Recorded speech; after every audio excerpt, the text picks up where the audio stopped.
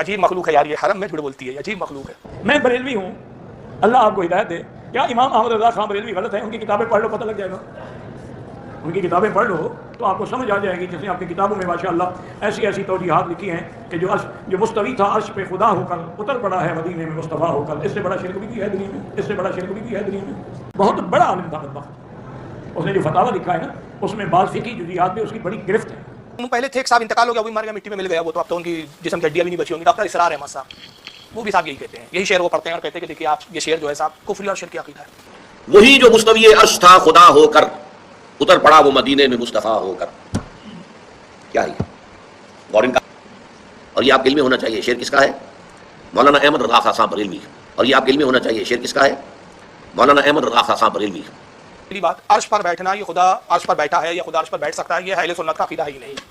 وجہ یہ ہے کہ اللہ تعالیٰ جسم و جسمانیات سے پاک، بیٹھنے سے پاک، جہت سے پاک، سمتوں سے پاک۔ جب عرش نہیں تھا تب بھی وہ موجود تھا، تو جیسے پہلے عرش پر بیٹھنے سے پاک تھا اب بھی عرش پر بیٹھنے سے پاک ہے، اور ہر چیز کو فنا ہے سوائے اللہ کے۔ لیکن اب یہاں ڈاکٹر اسرار صاحب بڑے تاؤ میں کہتے ہیں آپ کو معلوم ہونا چاہیے کہ یہ شعر کس کا ہے، یہ مولانا احمد رضا خان صاحب بریلوی کا شعر ہے، اس کا شعر ہے۔ آپ کے علم میں ہونا چاہیے بات، حالانکہ افسوس کی بات ہے بیچارے مر گئے، مٹی میں مل گئے اور اللہ جانے کس عذاب سے گزر رہے ہوں گے۔ خود ان کے علم میں نہیں تھا کہ یہ شعر اعلی حضرت کا نہیں ہے، یہ لوگوں کو بڑے تاؤ میں کہہ رہے کہ آپ کے علم میں ہونا چاہیے کہ یہ شعر مولانا احمد رضا خان بریلوی کا ہے۔ اور یہ بیچارہ شیخ مکی، یہ تو اندھا معذور آدمی ہے، حرم میں بیٹھ کے ابو جہل والی حرکت ہے، اس بیچارے کو بھی نہیں معلوم کہ یہ شعر اعلی حضرت کا۔ میں نے کہا نا پہلے جھوٹی کتاب گڑو، جھوٹے شعر کسی منسوب کرو ادھر ادھر کے، کہیں کی بھی لاؤ کسی پہ بھی تھوپو اور اس کو مشرک قرار دو۔ اور اللہ کے رسول فرما رہے جس کو کافر کہا وہ کافر نہیں تو کفر کیا ہوگا، خود ہی لوٹ رہا ہے ان پر۔ ان کی اوقات ہی نہیں ہے کہ اعلی حضرت کو یہ معاذ اللہ کچھ کہے۔ حالت کی تو شان ہوا ہے کہ تیری دوزخ سے تو کچھ چھینا نہیں، خلد میں پہنچا رضا پھر تجھ کو گیا۔ اس کے بعد اور دوسرا جھوٹ گڑا اپنی بات کو وزن دینے کے لیے ڈاکٹر اسرار صاحب، یہ بڑے بڑے اوتھینٹک پرسن لوگ تھے بھائی، بڑے، لیکن اتنے بڑے جھوٹے تھے یہ۔ لیکن صرف کیا تھی بولنے کا ایک اسٹائل، لوگ اسٹائلوں پہ فدا ہو گئے صاحب، اب سمجھ نہیں پائے کہ کتنے جھوٹے اور مکار لوگ بیٹھے ممبروں پہ اور خطیب بن کے خطابتیں کر رہے ہیں۔ مر گئے اب یہ تو، لیکن شیخ مکی تو زندہ ہے۔